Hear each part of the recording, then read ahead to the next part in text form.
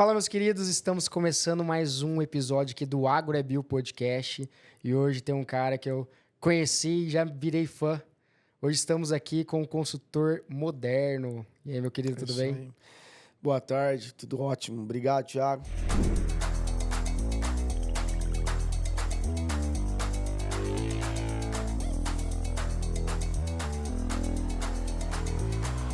A gente se conheceu ali à noite no prêmio Mastercan, aí começamos a trocar uma ideia e estamos aqui hoje no Agro é Bio, seu podcast. Parabéns por criar uma fonte de diálogo. E eu que agradeço as palavras e a presença também, né? Obrigado. Moderno, figura muito conhecida pela sua competência aí no mercado, em vários mercados, né? Não só cana, mas em vários mercados aí no Brasil, no agro. E empreendedor, consultor, cara de técnico, pesquisa. Ô, Moderno, conta pra gente um pouco aí sobre você e principalmente como você se tornou esse empreendedor aí, referência, né?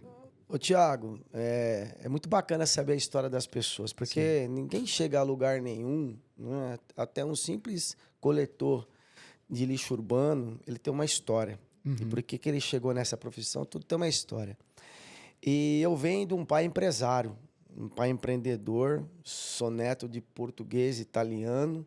Do agro ou não? Pessoal era do agro? Vieram do agro. Minha avó nasceu em Orlândia, colhia algodão. Legal. Meu bisavô foi capataz de uma das fazendas que eu não consigo identificar o nome aqui de Orlândia, mas era uma grande fazenda plantadora de algodão. Meu bisavô era capataz. Antigamente ele não era o gerente, era o capataz, né? E a paixão pela agricultura vem da minha avó. Da minha avó, meu pai como empreendedor, teve a oportunidade de ter um sítio em Itatiba. E a cana esteve sempre conosco, porque os nossos vizinhos eram produtores de cachaça. Na minha época não era cachaça, na minha época era pinga, né? Era pinga, mas era a tal da cachaça. Inclusive, esse tempinho que tá agora pra beber uma pinga é bom, né? E a minha vida inteira eu queria estar presente na propriedade do pai, porque ali era a minha vida. Então, desde sempre eu dizia que eu iria ser agrônomo. Desde pequeno. Que sorte, hein, cara? Geralmente a gente fica na dúvida, o pessoal fica na dúvida, né? No ensino médio, o que eu vou fazer, o que eu vou fazer. Desde pequeno você já Eu tinha... falava porque eu não sabia o que era agrônomo, tá? Mas você falava Mas que... o meu irmão, como ele fez técnico agrícola, e aí eu descobri através dele, são 8 anos de diferença, e ele técnico agrícola, falou, poxa vida, agronomia, é isso aqui que eu quero. Ele fez técnico agrícola em Jundiaí e a gente tinha essa paixão. Né? Então a cana esteve envolvida com a gente. Meu pai acabava, ele, os sócios dele, meu pai que até criou galinha em Descalvado, granja de galinha. Então, sempre teve envolvimento com agro. Sempre Sim, teve. perfeitamente. Num outro cenário, né? Era num outro cenário. E nós trocávamos ali o famoso escambo.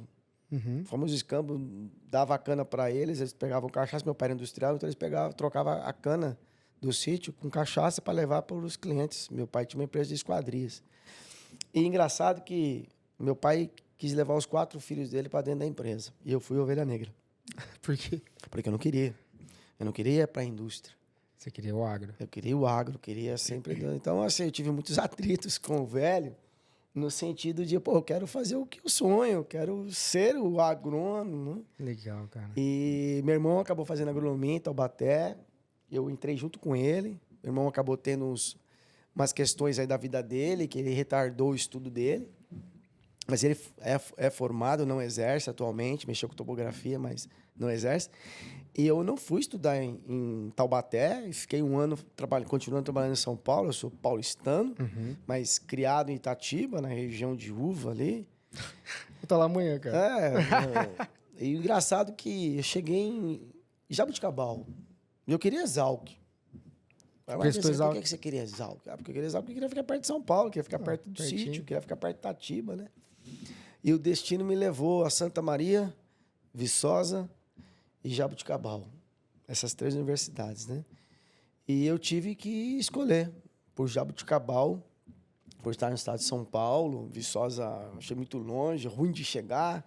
Santa Maria, apesar de eu amar o povo gaúcho, a cultura gaúcha, também estava muito distante. Fui para Jabuticabal e no primeiro dia de aula, os bichos tudo cabelo cortado, aquela emoção, eu escutei 2 frases do diretor. A primeira dizia assim, ó, vocês não são técnicos agrícolas, vocês serão futuros engenheiros agrônomos. Então, a cabeça de vocês tem que ser uma cabeça pensadora. Estratégica, né? Estratégica. E como eu sou fã de Augusto Cury, eu fui conhecê-lo depois dos livros dele e tudo. E hoje eu falo assim que nós temos que ser o protagonista da nossa história, o autor da história. Daquilo me chamou a atenção, sabe? Peraí, nós somos cabeça pensando, não somos meros executadores. E lá na propriedade eu era um executador, adorava fazer as coisas. Né? Adorava pegar o trator, adorava pegar, não era trator, era tobata, pegar o trator vizinho, fazer as coisas, plantar milho, né? Não passava nem herbicida. Eu ia colher o milho, aquela braquiária que estava tomando conta da altura da espiga. Produzimos uva também. E a gente falou, levou um choque de realidade. E a segundo choque de realidade, ele disse assim, ó, não lembro as proporções, mas ele disse assim, Thiago, muitos que estão aqui nessa sala, nessa conferência aqui, muitos não vão nem concluir agronomia, vão embora, vão fazer medicina, odontologia, outras coisas. Muitos vão se formar e não vão exercer a profissão. Outros vão se formar perdidos, sem saber o que quer, e vão acabar ingressando no doutorado, no mestrado, doutorado, porque ainda não sabem o que querem, poderão se dar bem como pesquisadores ou não. Outros, e a grande maioria, aí eu lembro dos números, mais de 50%, vão virar vendedor. Não, quando eu comecei a faculdade, falaram a mesma coisa. E nós precisamos de extensionistas. Como meu avô sempre me ensinou que a gente precisa vender a nossa imagem, nós somos vendedores. Todo mundo vende ideia a todo momento, né, Moderno? Nós vendemos conceitos, né? Do agro é bio, né? É a biodiversidade. Então, aquilo me chamou a atenção.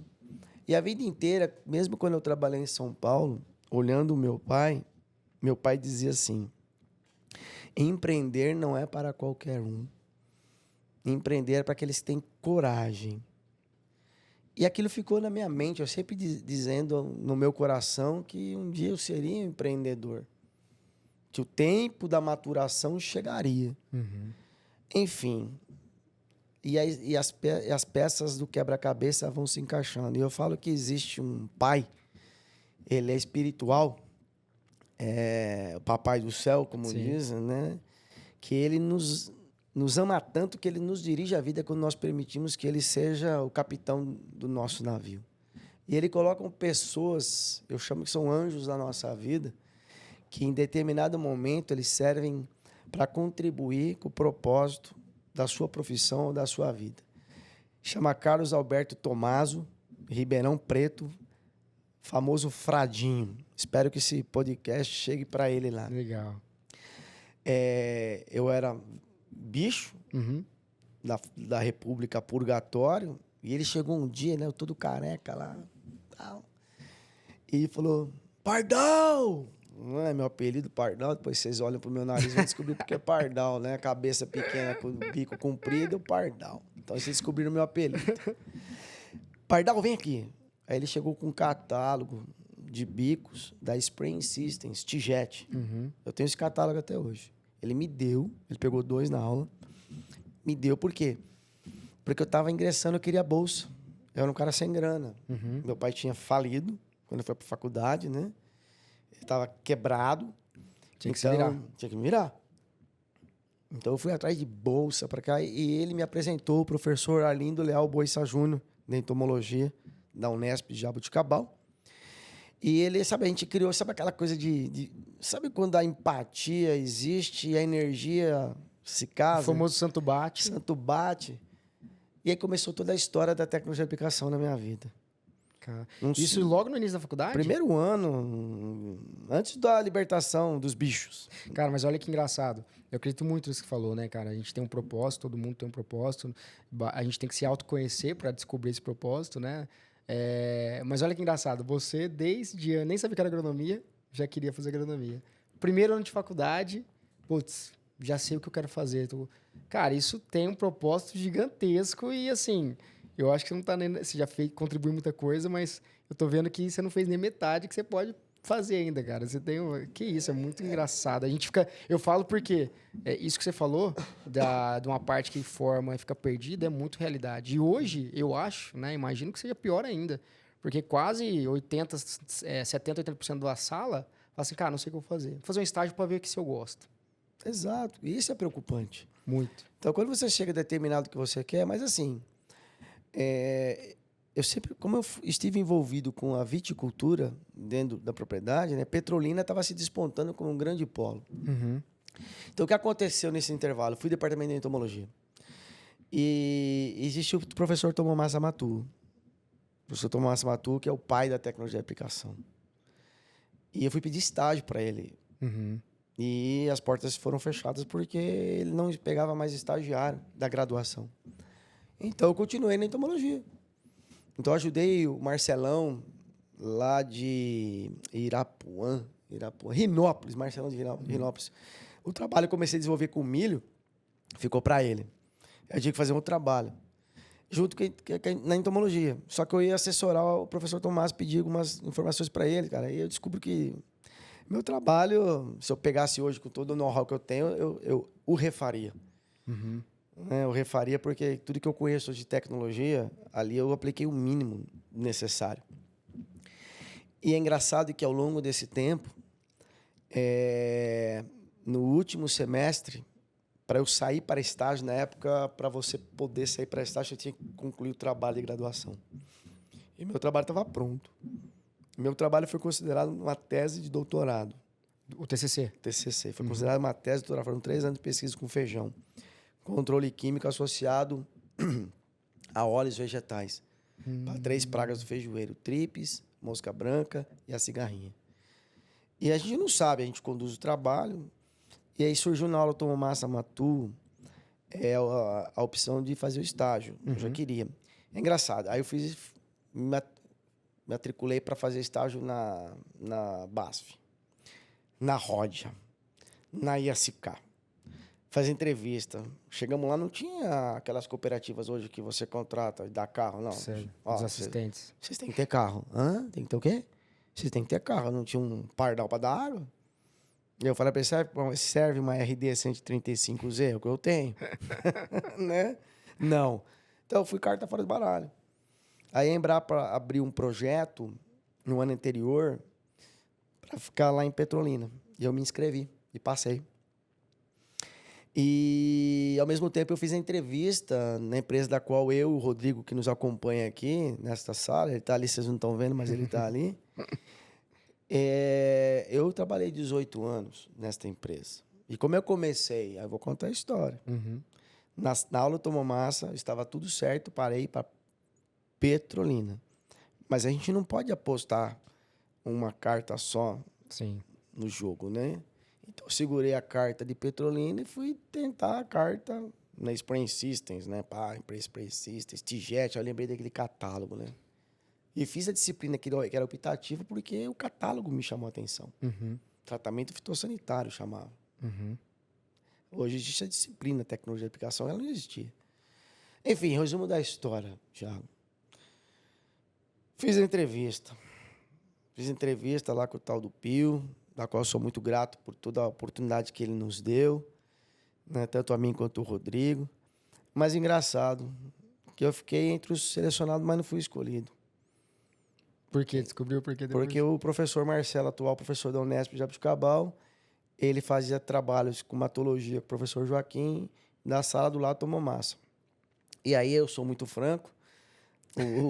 O Pio um dia me confessou comigo que ele gostou de mim e do Marcelo. E ele foi perguntar pro Tomomassa qual dos dois. E o Tomomassa disse assim, viu, câmera? Eu conheço os dois. Dois foi meu aluno, mas eu conheço o Marcelo, o outro não conheço. Nossa! Os dois foi meu aluno. Mas eu conheço o Marcelo, porque ele estava toda hora na minha sala. Então a vaga foi do Marcelo. Uhum. Aí eu falei, pô, então vou para Petrolina. A Embrapa cortou o programa. Teve um movimento do governo aí, federal, aí cortou a bolsa, então eu perdi a bolsa, perdi o alojamento. Uhum. Não, quebrou minhas pernas. Aí eu fui pedir estágio na Coplana. Coplana. Coplana, Jabuticabal. Fui pedir estágio, lá estava tudo certo. O professor Marcelo, ele queria mexer com o mercado agrícola. Ele queria mexer com a FNP, que ele estudava mercado. E ele foi para lá. Então, ele desistiu da vaga da Herbicat e foi para a FNP e a vaga ficou aberta. E aí você já, opa. Ah, não, aí ele me ligou, tô indo embora, não vou. E o dono da Herbicat tá querendo falar com você. Aí nas festas juninas, ligamos pra ele tava vendendo pipoca na igreja lá. Falou, vem aqui segunda-feira. E lá fiquei por 18 anos. Mexendo com tecnologia de aplicação. Mexendo com tecnologia de aplicação nessa empresa, a qual existe uma gratidão enorme por toda a oportunidade. Mas o meu sonho era de criar algo para mover as pessoas. Porque enquanto você está dentro de uma empresa, você tem que seguir algumas regras, né, que elas ditam, porque existe um diretor que acredita num caminho. Existe uma cultura, né? E eu sempre brincava que quando eu ia dar um treinamento, ou um bate-papo no campo, ou uma entrega técnica, eu estava de férias. Tão prazeroso. Né? Tão prazeroso que era aquilo. E aí surge um caso, Dr. Roberto Ramírez, médico que cuidava do stewardship de uma empresa multinacional alemã no Brasil.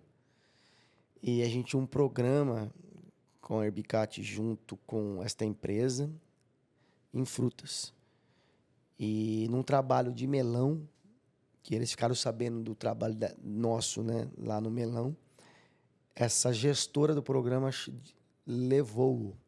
Só que depois a gente fica sabendo as intenções, né? Que existe sempre intenções. Lógico. Né? Não podemos esconder isso da realidade. Mas meu sonho sempre me chamava a atenção daquele primeiro dia. Né? E eu me lembro sentado no ônibus em São Paulo, daquele negócio louco, né? Que as circunstâncias da minha vida me fez trabalhar. Parar de estudar, não. Fui estudar à noite para ter que suprir minha casa, a casa da minha mãe. Eu falei, não, isso aqui não é essa vida para mim, a minha vida é o campo. Então, durante esse trabalho com essa empresa, nós fomos para Melão, não me lembro agora o nome do produtor, mas um japonês, de uma visão incrível. E eu cheguei no campo e estava tendo uma corrente de convicção enorme, sabe? E o pulverizador trabalhando, eu chamei assim, doutor Roberto, vem cá. Olha, é impossível. É impossível uma gota desse tamanho sobreviver nesse clima, nesse horário. Não tem como nenhum produto ter efeito significativo numa situação dessa. Ele precisa de orientação. Aí nós fizemos todo o trabalho. E existia uma intenção. Esse Dr. Roberto, ele queria construir o CTA, né? Ou ATC, Applications Technology Center, né? O Centro de Tecnologia de Aplicação, que hoje está em Paulínia ali. Eu ajudei desde o projeto da planta até o que é hoje. Fui convidado para trabalhar para essa empresa, mas eu disse não. E por que eu disse não? Porque eu acreditava no meu propósito. E qual que era o meu propósito? Empreender em trazer conhecimento ao público. Que é aquela história lá de trás, de ser protagonista, né? Cara? Ser protagonista, né? Então, as circunstâncias me levaram a isso. No momento, como é que eu... É engraçado, o meu passaporte estava vencido e eu não tinha intenção nenhuma de ir para fora do país tão cedo, sabe? Eu tinha vencido o passaporte, mas eu não me atentei a isso. Ele me liga, ó, você passou na seleção e nós temos que ir. Mas teve uma conversa antes, né? Eu me expressei tudo o que eu queria. Porque quando ele me convidou para trabalhar, eu olhei para ele e falei, não é isso que eu quero. Ele, mas por quê? É uma multinacional. Aí eu disse para ele, porque eu não vou cumprir o meu propósito. Eu vou cumprir o propósito seu. Propósito do seu diretor, propósito do seu presidente, não meu propósito. Meu propósito é ir para o campo e tirar férias. Ele, como assim tirar férias? Fazer o que eu gosto. Tirar férias. Porque quando eu tô... Você tinha quantos anos quando teve essa conversa? Rapaz, 2014, quem é bom de conta 10 anos atrás, estou com 53, 43. Então 40, foi um pouco antes, 41 anos. Então eu me sentia maduro o suficiente para tomar coragem de fazer isso. Tá. Porque quando a gente leva o conhecimento para alguém, a gente liberta a pessoa de ser refém de regras muitas vezes não aplicáveis, de indicadores injustos. Então, hoje a gente da Alvo, né? Eu formo a minha equipe, nós estamos em praticamente hoje 6 pessoas, um estagiário, com grande probabilidade de contratá-lo. Mostrar para o cliente, para o usuário que está nos ouvindo ou nos acompanhando, sendo assistido por nós, que o primeiro passo do nosso trabalho é conscientizar pessoas que há algo de diferente a fazer para o bem, não importa o que seja. E nós precisamos levar isso para a sociedade. Estava conversando no almoço. A sociedade precisa entender o que está por trás de tudo isso que o agricultor precisa fazer para produzir um alimento saudável. Todos os desafios, né? Porque alimento saudável, ou a pessoa pensa em alimento, mas não, a construção civil. Sem silvicultura não tem construção civil. Sem fibra não tem roupas também.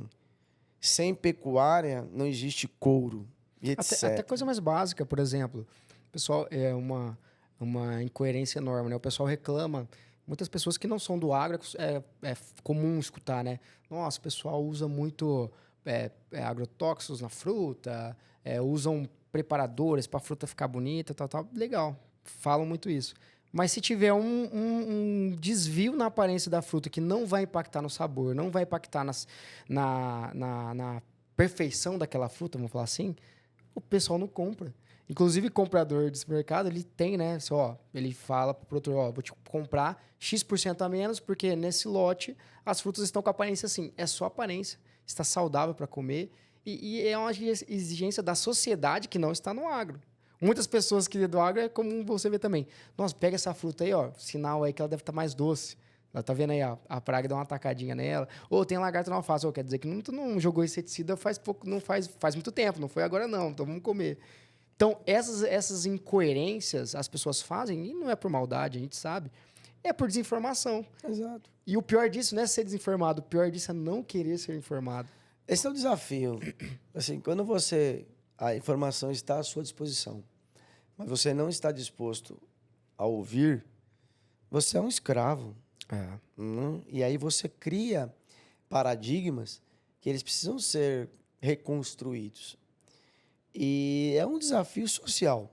Sim. Então, eu olhei o meu propósito, que eu recebi um dom de Deus, que se chama o dom da comunicação, e a verdade, né? Eu não sei onde está escrito na passagem bíblica, mas tem um versículo que diz assim, que o seu sim seja sim e o que o seu não seja não. O que passar disso não vem de mim. O que ele está dizendo? Que você tem que ser sincero no seu propósito, naquilo que você acredita. Então, construir isso no mercado, fazendo um trabalho de pegar o simples funcionário que sobe numa máquina, que hoje recebe tanta tecnologia embarcada, porque a informática chegou e o setor canavieiro ele é muito assediado por isso. Grande potencial, né, no mercado, capitalizado. É mais do que a soja, tá? Né? Mais do que a soja. E porque ele quer isso, né? Ele quer isso. E você bota em pessoas de uma humildade intelectual que ela não consegue compreender tudo aquilo lá. Até a humildade social, né? Eu falo muito da inteligência social.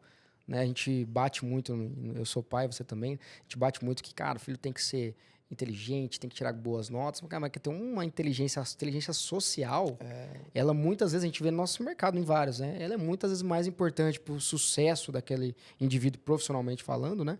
Do que o QI, vamos falar assim, que é medido.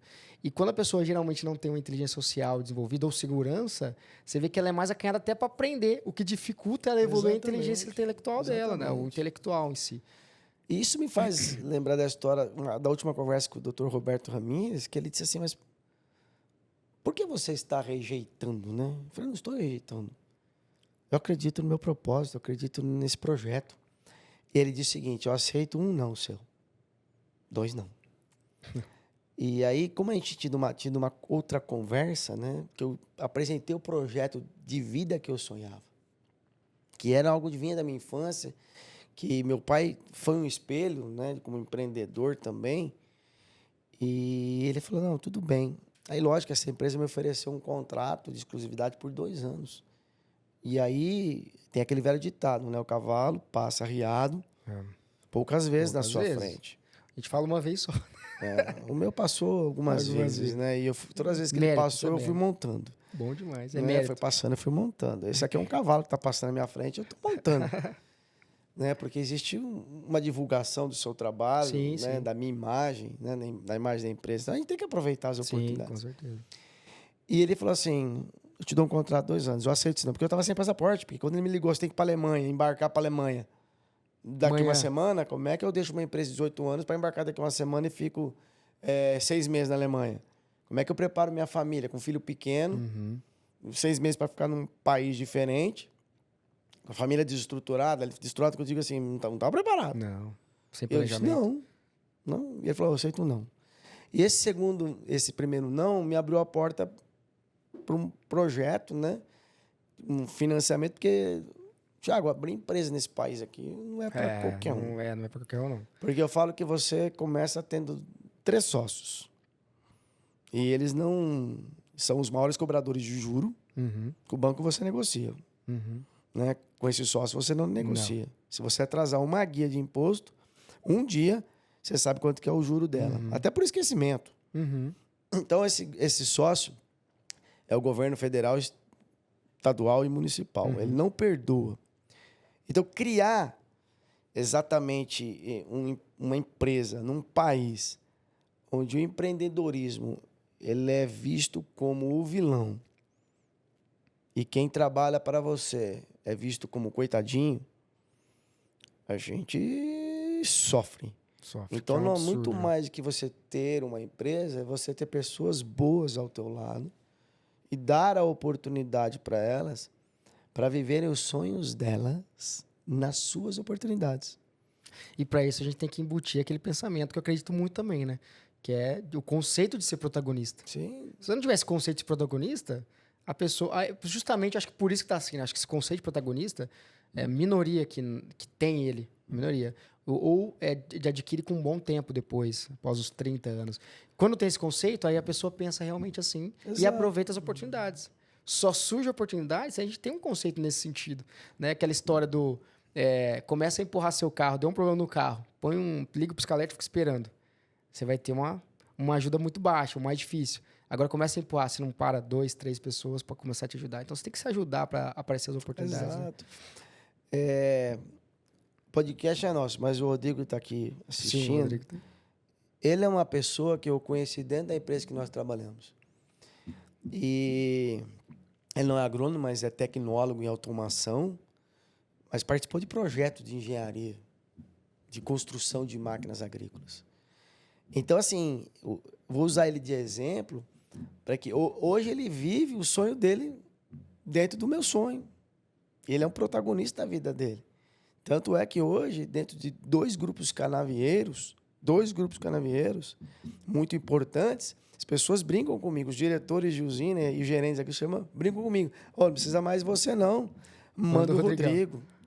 Legal. Por quê? Porque ele conseguiu absorver não o meu sonho, mas o sonho dele dentro do mesmo propósito. Que ele ama também treinar pessoas e conversar com oportunidade, pessoas. Aprendeu e está executando, excelente. E hoje você...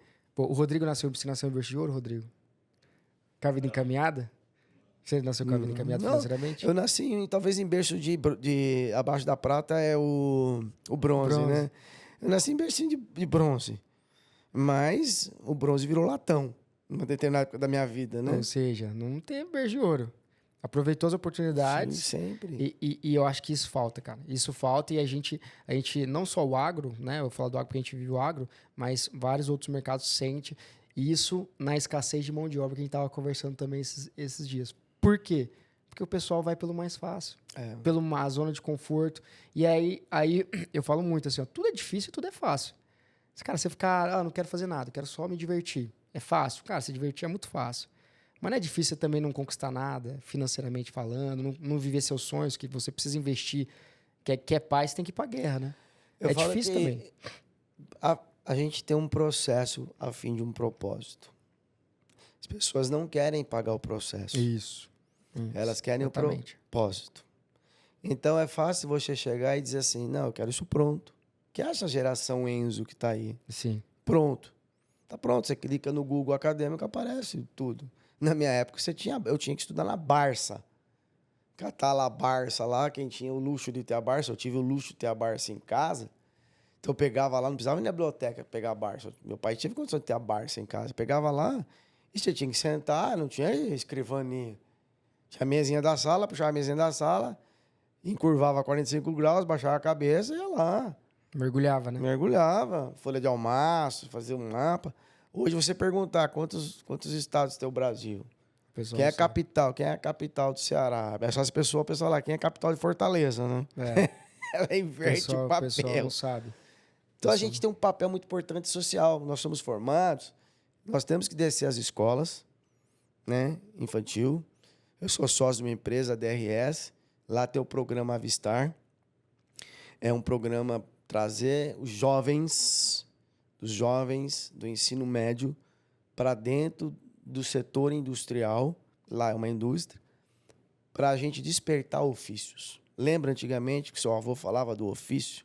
Uhum. Os pais do ofício, precisa ter um ofício, não a profissão. É um ofício. A profissão é uma consequência do seu ofício. O meu ofício foi o quê? O campo. Meu ofício foi lavrar o campo. E lavrar o campo eu consegui ser empreendedor do agronegócio. E o nosso negócio da Alvo é, sim, procedimentos. Você só capacita pessoas a partir do momento que você entender procedimentos. E para isso você precisa conscientizar. E você só conscientiza com conhecimento. E aí você conscientizando, você dá o conhecimento, você cria procedimentos, ajusta indicadores, coloca ferramentas, aí você treina e aí você começa a trabalhar com inovações a fim de obter resultados e, consequentemente, qualidade. Qualidade é o 8º passo de tudo que a gente quer.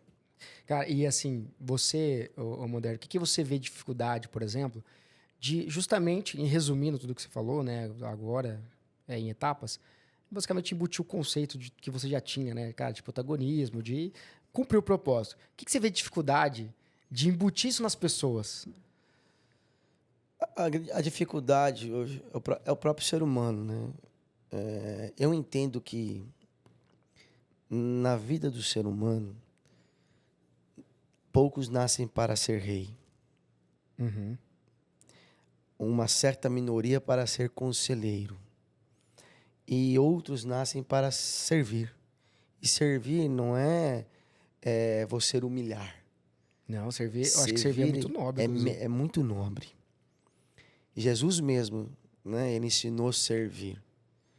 Então, outro dia minha esposa me perguntou, bem, se você tivesse que encontrar as pessoas bíblicas na sua vida, quem que você queria encontrar? Eu falei, eu queria encontrar 2 pessoas. Primeiro, a mulher que entrou e lavou os pés de Jesus ali, enxugou com seus cabelos, que ela mostrou ali que ela estava para servir. E segundo, eu queria encontrar Pôncio Pilatos. Porque é exatamente a sua pergunta. O que está faltando na sociedade para reconhecer a verdade nas pessoas?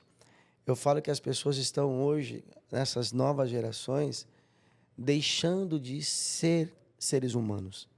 Estão virando robôs manipulados de interesses geoeconômicos para tornar massa de manobra. Então, eu recomendo que as pessoas, primeiro, elas entendam que elas são muito mais que uma matéria. Uhum. Elas são um espírito. Que elas precisam encontrar, na verdade, a luz e torná-las a essência do propósito de existência da vida delas. Eu concordo 100%, cara. E o Moderno, hoje, se você é pai de três Duas pessoas... meninas, né? uma mulher, uma adolescente e um adolescente. Cara, o que você vê? Como que você passa isso na criação? Eu imagino que você tem uma preocupação de ter passado isso para seus filhos, obviamente, né? O que você enxerga para passar esse conceito para os filhos? Vai falando de pai para filho, o que você faz ali, costuma fazer ou fez? Mostrando 2 coisas. As verdades, acertos e erros dos meus antepassados, que foram um espelho para mim. Uhum. Né? Dos meus avós, o exemplo dos meus pais, o exemplo. E tento mostrar para eles o exemplo. O exemplo. Quando eu erro, reconhecer o erro e orientar, porque nós erramos. Com certeza. E orientar o caminho certo. Mas mostrar também que existe um caminho certo, mas que eles são os protagonistas da vida deles. E que não é a minha vontade, não é a vontade da mãe deles. E sim o que eles querem. Por exemplo, o mais novinho ama duas coisas. Não é? Ele ama a história do mundo dos dinossauros, ele fala em ser paleontólogo. Eu dou um apoio para ele, mas que seja o paleontólogo, Sim. não mais um. É. E outra coisa que ele gosta dessas inovações aí de robôs, essas coisas aí. E eu falo, se você quer mexer com isso aqui, existe uma amplitude de mercado. Vai para cima, cara. Né? A do meio já gosta mais já fala em medicina, já fala em mexer com o ser humano. E a mais velha, ela tá aí buscando aí o equilíbrio da vida dela, devido à geração que ela vem. Então, é desafiador. O que eu procuro passar para eles é exatamente isso. Exemplos. E a gente vai errar. E quando errar, dizer, esse não é o caminho correto. Mas esse é o caminho. Vocês precisam acreditar em vocês. Se vocês não acreditarem em vocês, quem é que vai acreditar? Com certeza, com certeza. Não é? E nós temos um desafio na agricultura, viu? Quê? Nós temos um desafio na agricultura. Qual? O agro é bio. Fala aí. O desafio é mostrar para a sociedade que a agricultura não polui. Sem agricultura, ninguém vive. Com certeza. E também, eu acho que também tem outro desafio dentro disso. Eu acho que o desafio envolve mais a gente mesmo. E a gente dividir os desafios que tem, porque, cara, todo setor tem a parte positiva e negativa. Negativa não, nos desafios em si. Com a sociedade. Acho que forma que a gente vai fazer isso. Para que a gente seja um time. Não seja igual hoje, né? A gente tem lá grande maioria da sociedade que não está no dia a dia, cara, metendo ferro na gente, no agro, falando no popular. E a parte que está no dia a dia, cara, a grande maioria, e eu falo com segurança, que é o que eu vejo todo dia, é tentando enfrentar os desafios da melhor maneira, até para cumprir algumas vezes os anseios da sociedade. Só que o difícil é casar os anseios da sociedade com o que o campo precisa, né? Exato. Até você me fez lembrar da minha filha é formada em publicidade. E assim, é um campo difícil.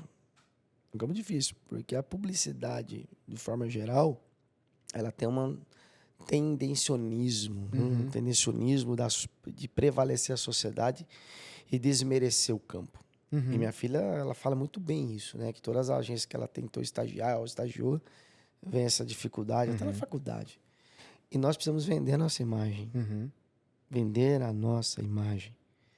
De que o trabalhador da agricultura, ele não tem sábado, ele não tem domingo, ele não tem Natal. Se quem quer acreditar, pega o ônibus, o carro, vai numa fazenda de algodão e de soja e vai ver o que está acontecendo no Natal. Vai numa usina, quem está aqui nas regiões canavieras, vai numa usina, no Réveillon. Exato. No Natal. Se não tá lá o negócio torando.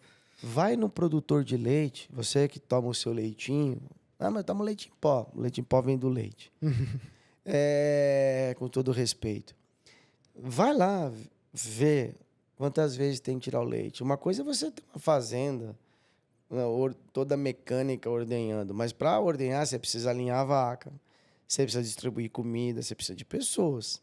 É diferente de você ter um produtor lá que entrega lá 1.000 quilos de leite, né? Para você não conhece, leite é falado em quilos, não litro. 1.000 quilos de dia, ele tem que tirar leite 2 vezes por dia. Então ele acorda às 3 da manhã para terminar de tirar o leite às 5, para o caminhão passar às 5h30, 6 horas, e às 2 da tarde ele tirar leite de novo. Então é árduo. É árduo. Turma, é árduo. E Moderno, falando aí da agricultura, né? Esse episódio está sendo diferente. Geralmente a gente faz uns episódios com temas mais técnicos e a gente conversando, viu muitos valores alinhados, e a gente queria trazer mais uma história inspiradora e que ensina muito, inclusive, Moderno. Obrigado. Mas falando um pouquinho do agro, como vocês viram, o Moderno, ele é um cara especialista nível máximo em tecnologia de aplicação. Cara, me fala uma coisa. O que você vê, alinhado a tudo isso que a gente falou, tecnologia de aplicação, como que ela ajuda o agro? Eu vou falar uma pergunta que acho que você pega geral, né? Mas mais puxado para os bioinsumos. Como que a tecnologia de aplicação, ou você com a tecnologia de aplicação, ajuda o agro a ser mais bio hoje, no Brasil, que é líder nesse setor? A sociedade tem que entender que tudo que se faz na vida tem uma ciência por trás. Uhum. E o conceito de tecnologia de aplicação é uma ciência multidisciplinar. O que é multidisciplinar? Para ela ser assertiva, ela precisa ter informações de outras áreas. Física, química, biologia, meteorologia, mecânica. E quando você junta todas essas peças do seu quebra-cabeça, você garante que a aplicação ela seja segura. O que é garantir a aplicação segura? Que aquilo que está estudado, determinado, que é capaz de contribuir, porque as pessoas acham que técnica de aplicação é aplicar agrotóxico. Não é. Não. Faz parte também. Faz parte também. Mas é você colocar um ser biológico para combater uma doença e uma praga hoje. As pessoas não sabem que o mercado biológico do Brasil ele é exponencial, ele já vai ultrapassar os químicos. As pessoas não sabem que o avião voando, um drone voando, eles não estão aplicando o tal veneno que a sociedade chama. Porque não é veneno, gente. Veneno é o antibiótico que toma na tua casa, que você não tomar, você morre. E depois você urina aquilo lá e você paga para tratar aquela água cheia de antibiótico. E isso custa dinheiro e você polui o meio ambiente. Então, a gente polui o ambiente. Eu acho absurdo, só para fazer uma conjectura, a gente trata a água para expulsar excremento humano dentro dos nossos lares. É absurdo. É absurdo. E aí o agro polui? Não, a sociedade é a maior fonte poluidora. Muito. Então, assim, a tecnologia de aplicação ela vem para isso. E nós temos desafio, porque a tecnologia de aplicação não é aplicação de agrotóxicos, é os biológicos. E aí tem um microbiológico e um macrobiológico. De fazer a dispersão de um agente biológico com drone, está dominado. Como é que você vai fazer um agente de dispersão de biológico dentro de uma estufa? Então, enfiar um drone dentro de uma estufa, ele vai derrubar a estufa. Como é que eu vou dispersar isso aí? Vamos utilizar toda a inteligência e física de irrigação para distribuir de uma forma. E vamos criar um robô que dispersa. Vamos criar o conceito do dispense do drone dentro de uma esteira móvel. Ele é da engenharia, o Rodrigão tá, ele já imaginou como que é o projeto, né, Rodrigão? Já está escrevendo. Já, e na cabeça dele já dizia o projeto. Você manda pro David lá, tá? Manda pro David lá.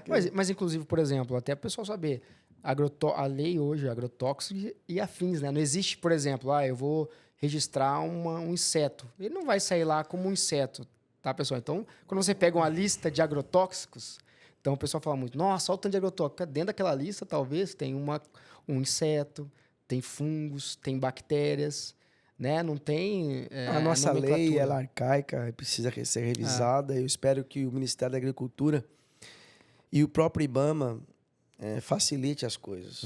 Então, a informação importante, eu sempre falo isso, inclusive eu estava na consulta de uma pediatra do meu filho, e, cara, a mulher super irritada com agro, tal. Falou, você viu, tinha saído uma notícia há pouco tempo, na época, que tinha liberado tantos agrotóxicos, tal. Aí eu falei assim, mas você sabia que, não nesse caso, mas sabia que se você pegar uma lista de agrotóxicos ali, não vai ter só produto químico? E expliquei para ela, mesmo explicando, ela não quis. Então, gente, não é só produto químico, quando tá numa lista de agrotóxicos e afins, tá? E assim, como é que nós mudamos isso? E pior, a pessoa acha que tecnologia de aplicação é só isso. Não, a Alvo faz um trabalho em tecnologia de aplicação de dispersão de sólidos. A Alvo está no Brasil inteiro, né, hoje? No Brasil inteiro. Várias culturas. E na África, lá em Angola. A gente tem um projeto também, o Tony está chegando do Paraguai hoje, a gente também está no Paraguai. Na Brasil Agro, a gente tem alguns clientes específicos, uns patrocinados por algumas empresas, outros direto. Mas nós trabalhamos também com aplicação de corretivo. A gente está conversando de macrobiológico, né? Então, corretivo, aplicação de dispersantes. Então, assim, tudo, equipamento agrícola, que vai aplicar qualquer coisa, ele tem dois princípios básicos: sistema dosador e sistema distribuidor. E se você não dominar isso daí, você não consegue ter resultado. Essa é a tecnologia de aplicação. A gente ensina como fazer. E como nós somos bombardeados com muita automação, né? A gente chama de automação hoje, que é a eletrônica embarcada às máquinas, os carros nossos são cheios de automação hoje. Então, você fica um refém desse público. Então, como é que a gente domina que a máquina esteja entregando o resultado? Hoje nós fazemos um trabalho de interpretação de mapas, porque as máquinas exportam mapas, ninguém sabe ler mapa. Ninguém. Caramba. O mapa tá ruim, o mapa não tá ruim, o mapa tá bom. É que existe um algoritmo aí que você não entende, que ele tá pegando a informação de 0 em 2 segundos. Mas mecanicamente sua máquina não tá alterando nada, e a gente prova isso. Aí ele fala assim, mas então a automação não funciona? Não, a automação não funciona, ela tem um tempo de resposta. Só que entre a mudança física e o dado eletrônico ser computado, o dado eletrônico mudou tudo isso aqui. E aí tem aqueles 1, 2, 10, 15, 20 milhões de insumos que foram comprados, vão passar por um bico que é muito baratinho, porém pode fazer você perder, né? Se essa sistemática, não só o bico, né? Você perde tudo. E a tecnologia de aplicação é muito complexa. E hoje você está fazendo muito trabalho com biológicos, né? Em relação. Muito. Porque existem muitas dúvidas, né, o Moderno. Tem alguma coisa que você pode abrir para a gente aí? Essa é uma ciência nova, né? E o Brasil, ele cresceu nos últimos 10 anos, exponencialmente. Biológico se usa aqui há muitos anos. Sim. Mas dessa forma com que expandiu nos últimos 10 anos, posso falar que explodiu nos últimos 6. 6. Explodiu nos últimos 6. Existem muitas empresas nascendo. Existe um desafio de entender que não existe formulações ruins. Existem premissas das formulações. Eu gosto de dar o exemplo... Como assim premissas da formulação? Vou dar um exemplo que todo mundo vai entender. Rodrigo até sabe, né, qual é o exemplo que é. Você gosta de beber leite com achocolatado? Eu sou da turma do café, mas meu filho gosta. Gosta. Gosta. Então, vou te dar uma chance. Vou falar de marcas aqui. Você tem um achocolatado Maratá, você tem um achocolatado Muki, Toddy e Nescau. Qual que você compra? Nescau. Pronto, é a marca. Existe uma marca, né? Então, as marcas, elas não são apenas investimentos em marketing. Existe uma formulação do Nescau que você prepara o leite rapidinho e ele é altamente solúvel. Então, você põe o Nescau no leite, rapidinho você mexe e você bebe. Troca pelo Toddy. Fica aqueles flocão. Pronto. Peraí. Então, se você não quer que no Toddy tenha flocão, seu modo de preparo tem que ser diferente. Entendi. Então, você precisa ter uma premissa. Se você vai para o mercado, o cliente optou pela formulação A, que ela não tem só marketing, ela tem investimento em formulação. Ele não precisa de ter capricho no preparo e a máquina dele não precisa ter a alta performance mecânica de agitação, porque a formulação já entrega tudo isso. Ele já ganha rendimento operacional. Quando você opta por outro produto, imagina você escolheu o Maratá e o Apt, aí você está enrolado, né? O seu procedimento é pior do que o do Toddy. Então, você vai levar muito mais tempo para preparar o copo de leite. Para ficar igual o Nescau. Então, se você optou por algo que ele não está pronto para a sua necessidade, ele se torna um transtorno para você. Ele se transforma num transtorno operacional. E aí, não é que o biológico é ruim. O biológico começa por ser algo novo, ele passa a não entregar. E aí, automaticamente, o usuário vai dizer, isso não presta. E não é o usuário, não é você, é a estrutura. A estrutura para colocar aquela tecnologia no campo. E aí que a gente entra. Que eu falo, se você não conhecer o seu cliente, esse produto A ele é bom para esse cliente, mas esse produto aqui não é bom para aquele cliente. Porque aquele cliente não tem estrutura para você trabalhar com esse. Então, você precisa oferecer para ele essa solução. Aí, essa solução ele vai comprar ou você vai oferecer? Entendi. No pacote. A gente orienta tudo isso. Entendi. Então, a gente precisa tornar o biológico algo realmente eficaz. E, para isso, nós precisamos entender que é uma ciência muito nova. Existem muitas coisas para serem validadas, mas um dos grandes desafios é tornar, além das formulações, as metodologias de aplicação. Eu acho que isso aí... Até porque a formulação, por exemplo, você pega alguns fungos, eles são hidrofóbicos, né, por natureza e tudo mais. Só que até a concentração, vamos pegar a concentração, né? Às vezes um fungo mais concentrado, ele vai ser muito mais hidrofóbico, o produto final dele, né? Mas, porém, ele vai te trazer um benefício da concentração. Cara, tá disposto, aí entra a estrutura que você falou. Show, custo-benefício, aí cada um analisa o seu. Agora, a metodologia, ela tem que ser padrão para tudo. E aí é uma crítica que eu faço à pesquisa. Né? A gente faz, você me perguntou se eu faço protocolo. Eu faço, mas eu não faço protocolo de pesquisa de laboratório. Eu pego o que a ciência descobriu no laboratório e converto ela no campo. Ou seja, a validação da pesquisa laboratório, como fazer no campo. Então, vou dar um exemplo para você. Vou fazer um campo experimental, numa aplicação aérea de uma determinada bactéria para controlar uma doença na cana. Qual a metodologia que o mercado usa? O pulverizador terrestre. Não, não é o terrestre, cara. Esquece. É um aéreo. É avião ou drone. Peraí. Mas como é que você testou? Eu testei no CO2. Então, você testou uma bactéria usando um volume de cauda de quase 1.000 litros por hectare, porque você andou a 1,5 km com bico 0,4, então você aplicou quase 1.000 litros por hectare e tem uma resposta. E o drone vai aplicar com 10. E aí, você acha que a resposta vai ser igual? Não. E aí você vai fazer um protocolo de drone. Qual é o tamanho da parcela? O tamanho da parcela, por exemplo, de 20 metros. Está errado. Está errado. Não é a realidade, né? Porque o drone vai sair da inércia. Até ele atingir a velocidade de equilíbrio, você já andou, ele voando a 18 km por hora, ele vai andar 7,1 metros por segundo. Cara, já foi. Você vai tirar 5 metros da bordadura, sua pesquisa está errada. Tem 2 metros que você está mostrando, está errado. Então, você precisa de talhões maiores. Você precisa de pelo menos, no mínimo, 50 metros para você tirar 5 e 5. Essa é a sua área de amostragem. E o vento? E a área do lado? Está errado. Então, a pesquisa acadêmica, ela serve para nos dar um horizonte. Um norte, né? É uma primeira etapa, vamos falar assim. Isso. Transformar isso na realidade operacional é o que falta. Então, a gente, óbvio, a Alvo não está hoje 100% preparada para isso. Por isso, eu faço parcerias.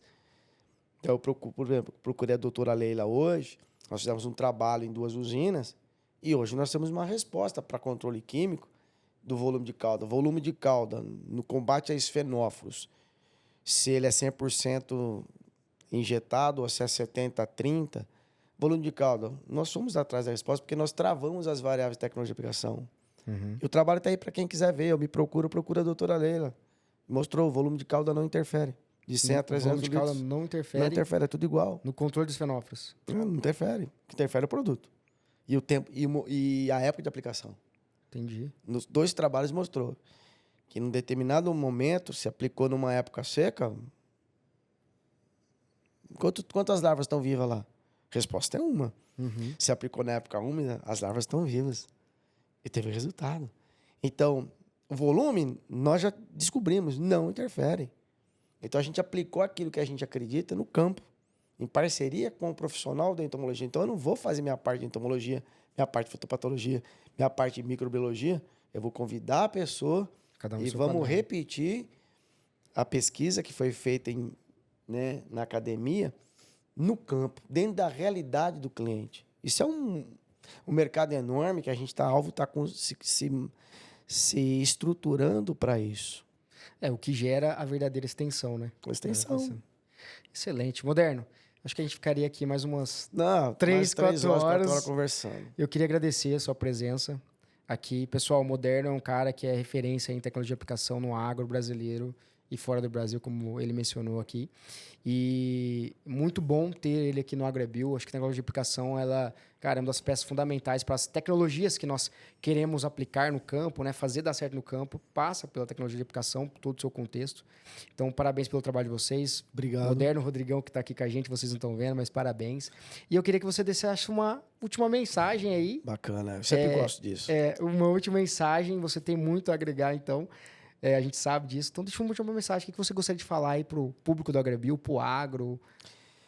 Eu vou usar a frase aqui. Bio significa vida. O agro é vida. Você que é um apaixonado pela agricultura, defenda mais a agricultura, participe de pessoas ou classes ou projetos para mostrar o que é agricultura. E você que não é favorável à agricultura, porque você não conhece a agricultura, eu queria convidar a você visitar fazendas, produções. E comece visitando Olambra, vai ver produção de flores. Vai lá conhecer a produção de flores. Vai na região, você do estado de São Paulo, vai na região de Mogi das Cruzes, vê o que é produção de hortaliças que você vai na feira comprar, ou no varejão, ou no Oba, no Pão de Açúcar. Mas vá também, você do Rio de Janeiro, vai lá em Teresópolis conhecer o que é tecnologia. Eu queria deixar assim, que as pessoas que não conhecem o que é agricultura viessem de fato a conhecer a agricultura antes de falar. Excelente. Que a agricultura mata, que a agricultura desmata, que a agricultura é veneno. Não, a agricultura é bio. Esse é o recado. Show de bola, não vou nem falar nada. Pessoal, o Agro é Bio, Moderno, obrigado mais uma vez. Obrigado. Forte abraço, brigadão, cara. Valeu.